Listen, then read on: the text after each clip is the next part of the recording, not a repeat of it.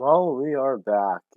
There will be a Senate runoff election in Georgia, as most people know by now, in just 2 days on this Tuesday between Democrat incumbent Raphael Warnock and Republican challenger Herschel Walker. This race getting a lot of attention because it's the only significant runoff that is happening that will affect national politics in a big way. This race will decide whether Democrats, the majority in the Senate, will be just 50-50, where all 50 Democrats are needed for any bill that requires a simple majority, and judicial nominations in order to pass, or whether they can lose one of their party members.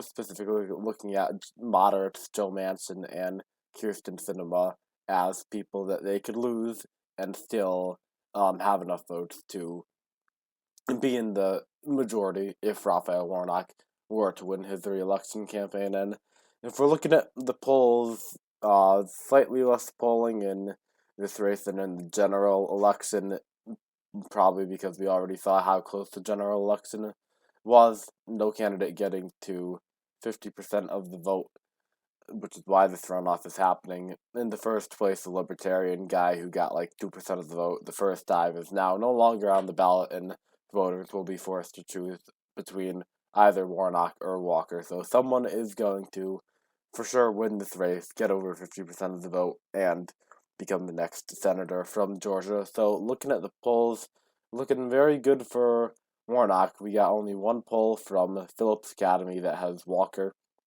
winning, and then we got another one by Frederick Polls who has it completely even. But besides those two, there are small to big margins for Warnock depending on the poll. Emerson College has Warnock +2. Survey USA Warnock +3. Those are the two highest rated pollsters that 538 has here. So looks like Warnock has the slight edge here. Warnock did win more votes than Walker in the actual election the first time, just not enough to get to 50%. It's conventional to think that libertarian people who would vote for the libertarian guy would also vote for the Republican candidate if that was the only two options. There's just a natural trend for libertarians and Republicans to be kind of intertwined under the broad lens of small government and freedom as their stated principles.